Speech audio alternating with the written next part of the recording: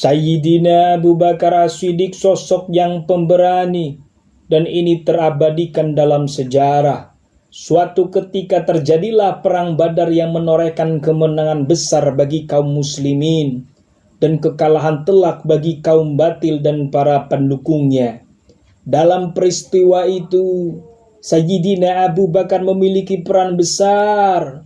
Para sahabat membuat sebuah kemah tempat Rasulullah SAW mengatur strategi perang. Lalu mereka menugaskan untuk mengawal beliau dari serangan kaum musyrikin. Ali bin Abi Thalib menceritakan hal ini pada masa kekhalifahannya. Sayyidina Ali bin Abi Thalib berbidato di hadapan khalayak dan memberikan pertanyaan, "Beritahu saya, siapakah orang yang paling berani?" Mereka pun menjawab, "Engkaulah orangnya, wahai Amirul Mukminin." Sayyidina Ali berkata, "Saya setiap kali bertarung selalu berhasil mengalahkan musuh. Lalu, siapakah manusia yang paling berani?" Ucap Sayyidina Ali. Mereka semua menggeleng tidak tahu. Orang yang paling berani ialah Sayyidina Abu Bakar As-Siddiq. Sayyidina Abu Bakarlah yang menemani Rasulullah. Sayyidina Abu Bakarlah yang melindungi Rasulullah. Sayyidina Abu Bakarlah yang mengajukan, menemani dan melindungi Rasulullah dengan pedangnya yang terhunus.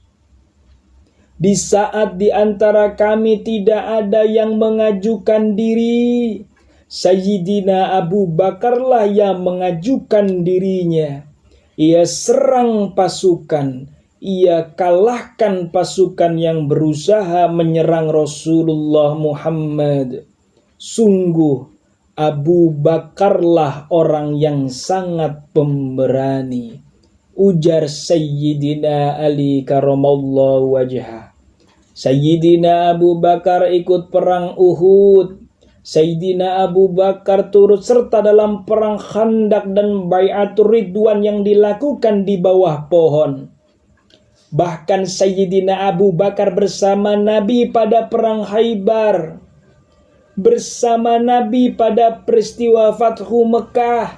Sayyidina Abu Bakar mengikuti perang Hunain, mengikuti perang Taif, mengikuti perang Tabuk, dan yang terakhir melakukan haji wada. Inilah peperangan dan peristiwa yang diikuti oleh Sayyidina Abu Bakar As-Siddiq. Perlu kita ketahui bersama bahwa akhlak, sifat, ilmu, dan kedudukan Sayyidina Abu Bakar sangat tinggi. Sayyidina Abu Bakar memiliki tingkat ketakwaan dan wara' yang sangat tinggi.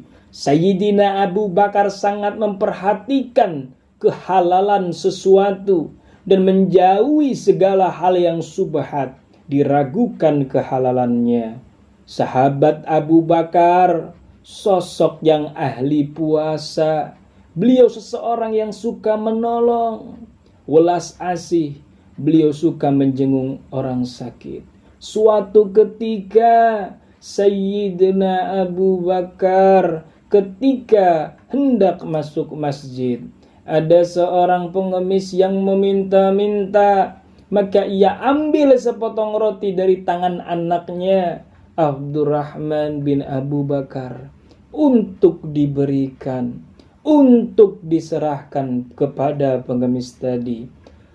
Dengan kejadian-kejadian inilah maka Rasul Muhammad lantas menyatakan, "Bergembiralah engkau Abu Bakar dengan jaminan surga."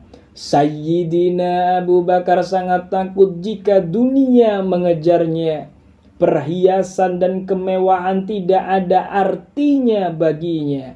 Bahkan ia memuntahkan makanan yang diberikan budaknya yang ternyata ia mengetahui bahwa makanan yang diberikan dari hasil meramal budaknya. Menjauhlah dariku dunia dan seisinya. Dan Sayyidina Abu Bakar menjaga dari perkara yang subhat. Beliau lebih baik memuntahkan makanannya dengan memasukkan jarinya ke mulut. Bila mana ada yang memuji Sayyidina Abu Bakar As-Siddiq, maka ia akan berdoa, "Ya Allah, Engkau lebih tahu diriku daripada aku, dan aku lebih tahu diriku daripada mereka. Ya Allah, jadikan aku lebih baik dari apa yang mereka sangka, dan ampuni apa yang mereka tidak ketahui, dan jangan hukum aku atas apa yang mereka ucapkan." Sayyidina Abu Bakar tidak pernah lengah sedikit pun dari perbuatannya. Bahkan dia selalu merasa takut kepada Allah dan berkata, "Aku berharap menjadi sehelai rambut di sisi seseorang hamba yang beriman." Mari kita mengingat kembali tentang infaknya salah satu sahabat Nabi, mertua baginda agung Nabi Muhammad, ialah Sayyidina Abu Bakar, yang merupakan ayah kandung dari Sayyidah Aisyah Ummul Mukminin. Sayyidina Abu Bakar seseorang yang gemar mendermakan hartanya di jalan Allah. Suatu ketika Rasulullah Muhammad memerintahkan untuk bersedekah. Kebetulan saat itu aku memiliki sejumlah harta. Maka Sayyidina Umar berkata pada dirinya sendiri, "Kali ini aku harus mengalahkan Abu Bakar." Maka Sayyidina Umar pun datang membawa separuh hartanya. Rasulullah bertanya, "Apa yang kau sisakan untuk keluargamu?" Sayyidina Umar menjawab, "Sebanyak itu juga." Tak lama berselang, datanglah Sayyidina Abu Bakar. Ia membawa seluruh hartanya. Rasulullah bertanya, "Apa yang kau sisakan untuk keluargamu?" "Aku sisakan untuk mereka Allah dan Rasulnya," ucap Sayyidina Abu Bakar. Lalu Sayyidina Umar bergumam dalam hati, "Aku tidak akan pernah bisa mengalahkan kedermawanannya." Apakah bisa kita mengikuti jejak Sayyidina Abu Bakar? Lalu berada di manakah kita yang mengaku mengikuti Nabi Muhammad SAW dan para sahabatnya? Sayyidina Abu Bakar keilmuannya sangat luas. Manakala Rasulullah SAW sakit, Rasul memerintahkan Sayyidina Abu Bakar menjadi imam. Tidak ada yang pantas mengimami orang-orang selain orang yang paling baik bacaannya dan yang paling dalam ilmunya di antara mereka. Banyak sahabat yang meriwayatkan hadis darinya. Di antaranya Sayyidina Umar, Sayyidina Utsman, Sayyidina Ali, sahabat Abdurrahman bin Auf, Ibnu Mas'ud, Abdullah bin Umar, Abdullah bin Amr, Ibnu Abbas, dan Huzaifah radhiyallahu anhum. Hadis diriwayatkan Sayyidina Abu Bakar berjumlah 142 hadis. Sebab beliau wafat sebelum hadis-hadis tersebar luas dan para tabi'in belum memiliki perhatian khusus dalam mencari, menghafal. Di samping itu, karena pada masa Sayyidina Abu Bakar bergejolak perang melawan kaum murtadin. Sayyidina Abu Bakar mempunyai kedudukan yang mulia di hadapan Allah Subhanahu wa ta'ala. Sayyidina Abu Bakar memiliki kedudukan yang mulia di hadapan Rasulullah dan para sahabatnya. Pada suatu ketika, Amr bin As pernah datang menemui Nabi dan bertanya, "Siapakah orang yang paling engkau cintai?" "Aisyah," jawab Nabi.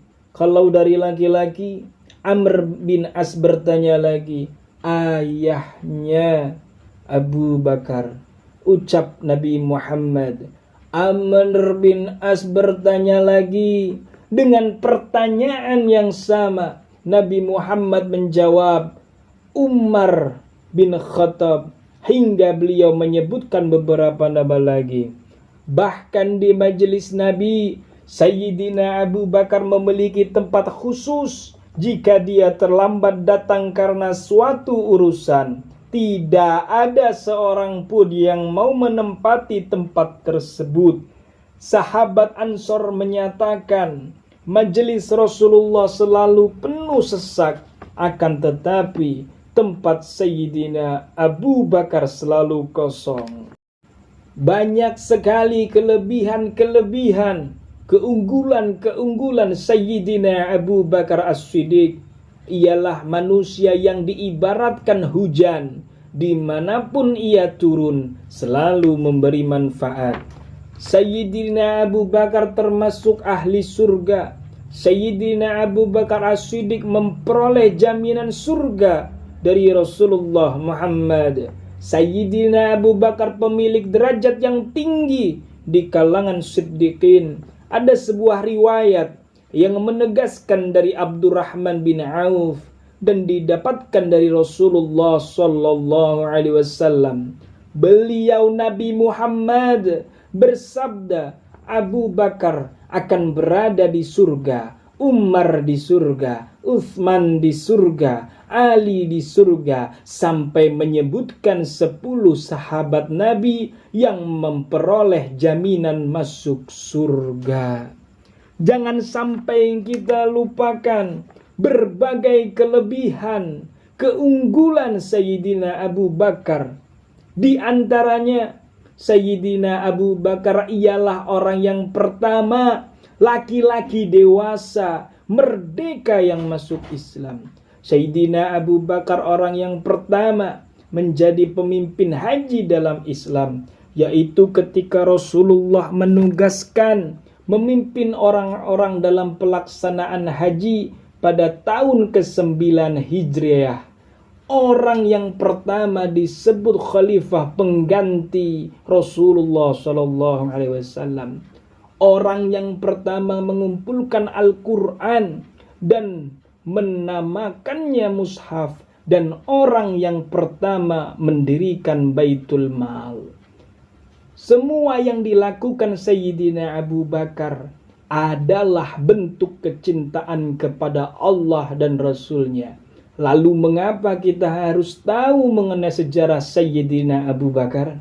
Kemudian apa yang harus kita lakukan setelah mengetahui sejarah Sayyidina Abu Bakar As-Siddiq?